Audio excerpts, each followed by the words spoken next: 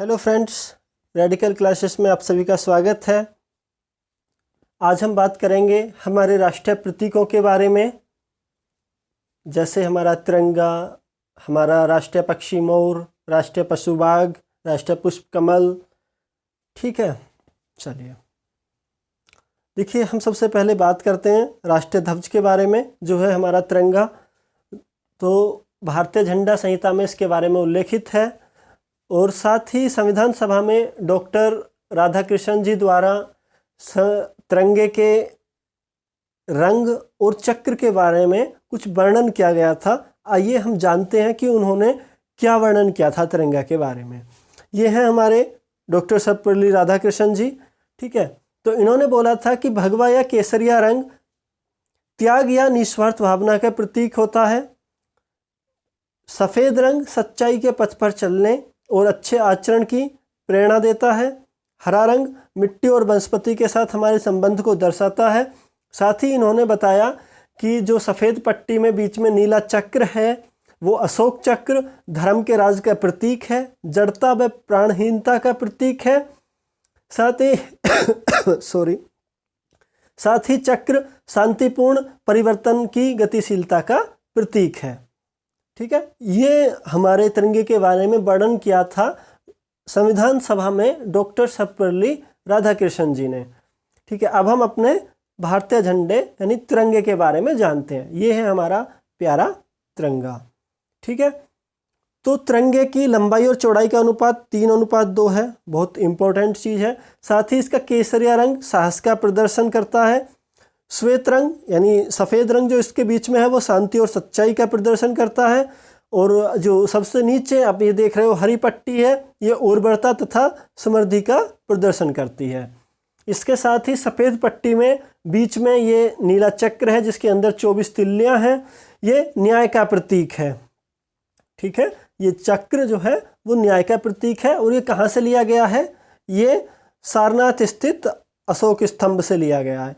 ठीक है, सारनाथ स्थित अशोक स्तंभ से ये चक्र लिया गया है। जैसे कि देखो ये नीचे अशोक स्तंभ है और इसमें आप देख सकते हो ये रहा, देखो ये चक्र यहाँ से लिया गया, ये अशोक स्तंभ है यहाँ से।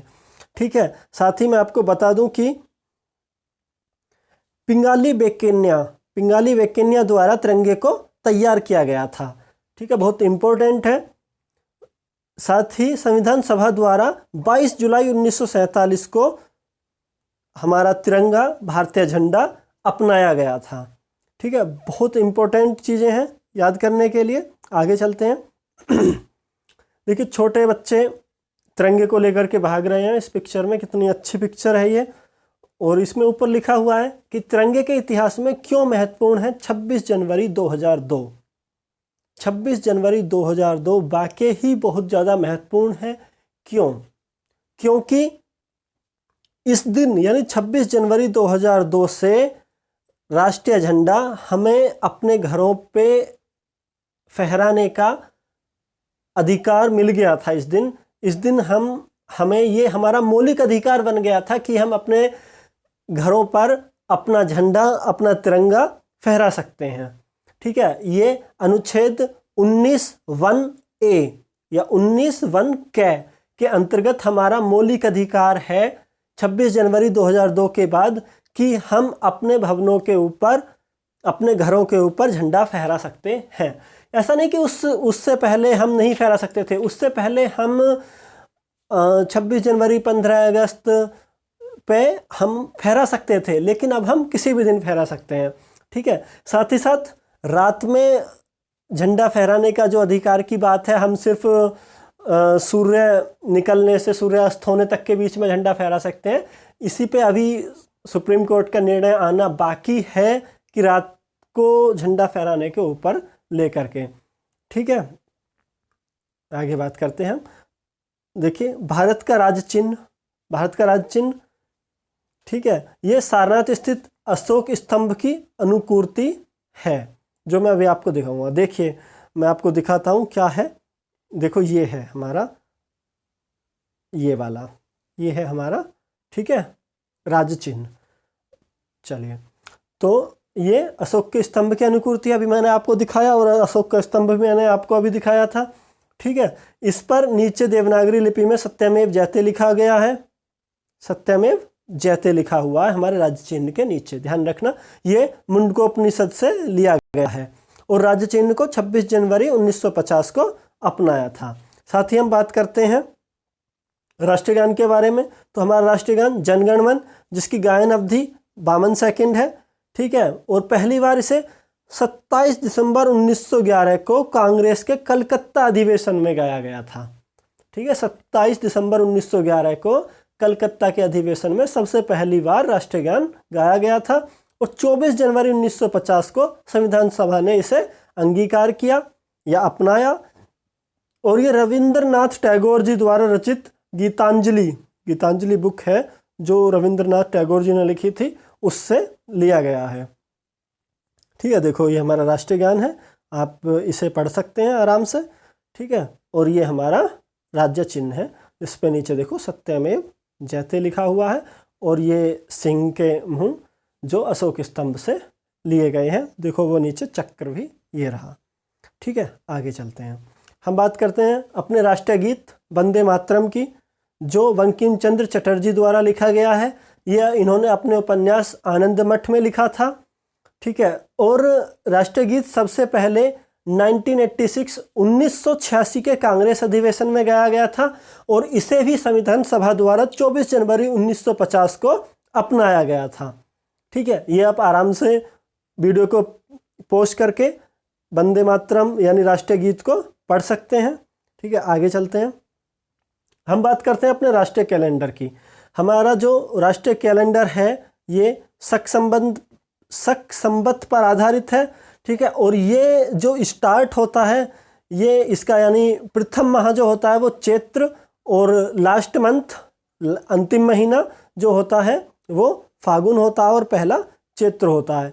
इसी के साथ साथ ग्रेगोरियन कैलेंडर जो हम कैलेंडर यूज करते हैं जनवरी फरवरी वाला, इसे भी अपनाया गया था, ठीक है। और भारत सरकार द्वारा हमारा जो राष्ट्रीय कैलेंडर है शक संवत, तो उसे 22 मार्च 1957, डेट बहुत इंपॉर्टेंट है, 22 मार्च 1957 को हमारा राष्ट्रीय कैलेंडर अपनाया गया था, ठीक है। देखिए यहाँ पे इंडियन नेशनल कैलेंडर के बारे में मैंने आपको दिया है, ठीक है, यानी ठीक है। तो इसमें देखिए चैत्र मंथ पहला है, देखो फागुन मंथ लास्ट का है। जो चैत्र मंथ जो स्टार्ट होता है वो देखो 22 मार्च से स्टार्ट होता है, ठीक है। अगर ये नॉर्मल ईयर है तो 22 मार्च से, और अगर लीप ईयर है तो ये 21 मार्च से शुरू होता है, ठीक है। और वैसे ये सारी चीज़ें देखो इसमें ये दी हुई हैं, आप आसानी से देख सकते हो। बस एक चीज़ बात याद रखने की बात है कि अगर लीप ईयर है तो 21 मार्च से शुरू होगा, और अगर लीप ईयर नहीं है, साधारण वर्ष है, तो वो 22 मार्च से शुरू होगा, ठीक है। चलिए आगे चलते हैं, हम बात करते हैं अपने राष्ट्रीय पुष्प के बारे में, जो हमारा कमल है, ठीक है। देखो कितना प्यारा लग रहा है कमल, और इसका वानस्पतिक नाम नेलम्बो न्यूसीफेरा इसका वानस्पतिक नाम है, ठीक है। हम वही बात करते हैं राष्ट्रीय फल के बारे में, जो हमारा आम है, इसका वानस्पतिक नाम मेंजीफेरा इंडिका आम का वानस्पतिक नाम है। राष्ट्रीय वृक्ष बरगद है, जिसका वानस्पतिक नाम फिक्स वेंगालेंसिस है, ठीक है। वहीं हम बात करते हैं राष्ट्रीय पशु, जो हमारा बाघ है, इसका वैज्ञानिक नेम पैंथेरा टाइग्रिस है। आगे हम बात करते हैं राष्ट्रीय जलीय जीव, जो हमारी गंगा की डॉल्फिन है, ये देखो डॉल्फिन कितनी अच्छी लग रही है, और इसका वैज्ञानिक नाम प्लेटानिस्ता गेंगेरिका, ठीक है। आगे हम बात करते हैं राष्ट्रीय पक्षी, हमारा राष्ट्रीय पक्षी भारतीय मोर है, याद रखना भारतीय मोर, ठीक है। इसका वैज्ञानिक नाम पावो क्रिस्टेसस, ठीक है, हमारा भारतीय मोर का वैज्ञानिक नाम है, ठीक है। आगे हम बात करते हैं राष्ट्रीय नदी, तो भारतीय सरकार ने वर्ष 2008 में गंगा नदी को राष्ट्रीय नदी स्वीकार किया, ठीक है। देखो ये गंगा नदी है जो नीले में है, ये वाली ब्लू में, गंगा नदी है।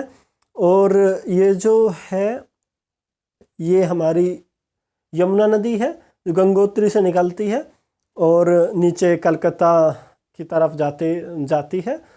ठीक है, और ठीक है, इसमें देखो हमारी गंगा नदी राष्ट्रीय नदी कब घोषित हुई? 2008 में।